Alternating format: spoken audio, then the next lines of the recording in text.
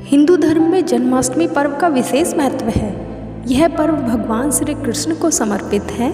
इस दिन लोग व्रत रखते हैं और भगवान के बाल स्वरूप लड्डू गोपाल की पूजा की जाती है। शास्त्रों के अनुसार भाद्रपद माह की कृष्ण पक्ष की अष्टमी तिथि को रोहिणी नक्षत्र में भगवान श्री कृष्ण का जन्म हुआ था। पूजा के दौरान श्री कृष्ण जी की जन्म कथा सुनना भी शुभ फलदायी माना जाता है। अब मैं आपके समक्ष श्री कृष्ण के जन्म की यह पौराणिक कथा प्रस्तुत करने जा रही हूँ। तो कथा इस प्रकार है। द्वापर युग में भोजवंशी राजा उग्रसेन का मथुरा में शासन हुआ करता था। वह बड़े ही दयावान राजा थे और प्रजा भी उनका बड़ा आदर करती थी। लेकिन उनका पुत्र कंस बहुत ही अत्याचारी था। प्रजा को आए दिन कष्ट देता रहता था।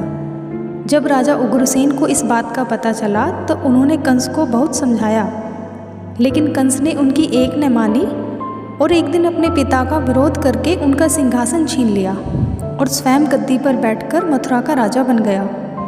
कंस की एक बहन थी देवकी, जिसका विवाह वासुदेव नामक यदुवंशी सरदार से हुआ था। कंस अपनी बहन देवकी को बड़ा मानता था, साथ ही दोनों भाई बहन में प्यार भी बहुत था।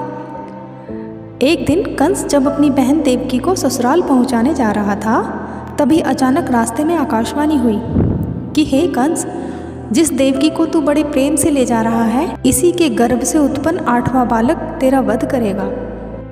यह सुनकर कंस विचलित हो गया और उसने वासुदेव को मारने का प्लान बना लिया। तब देवकी ने कंस से विनती करते हुए कहा कि मेरे गर्भ से जो संतान होगी उसे मैं तुम्हारे सामने ला दूंगी, तुम उसका वध कर देना, परंतु इन्हें छोड़ दो। कंस ने देवकी की बात मान ली, लेकिन उसने वासुदेव और देवकी को कारागृह में डाल दिया।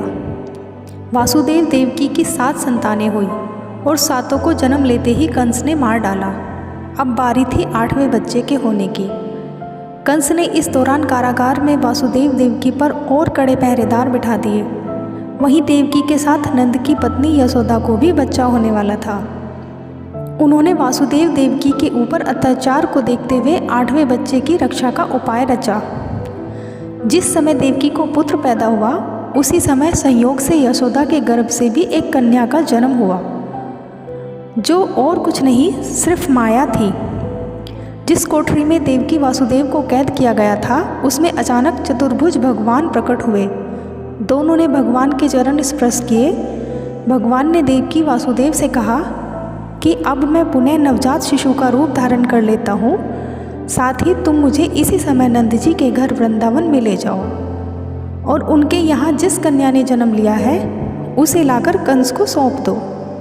जब भगवान से वासुदेव ने यह कहा कि इतने कड़े पहरे के बाद मैं यहाँ से कैसे जा सकता हूँ, तो भगवान ने कहा कि तुम चिंता न करो, जागते हुए पहरेदार सो जाएंगे, कारागृह के दरवाजे अपने आप ही खुल जाएंगे और यमुना नदी तुमको पार जाने का मार्ग दिखा देगी। तुम आराम से वृंदावन नंद जी के घर पहुंच जाओगे। भगवान की बात सुनते ही वासुदेव ने नवजात शिशु रूप में श्री कृष्ण को सूप में रखा और निकल पड़े। कारागृह के सभी गेट खुल गए।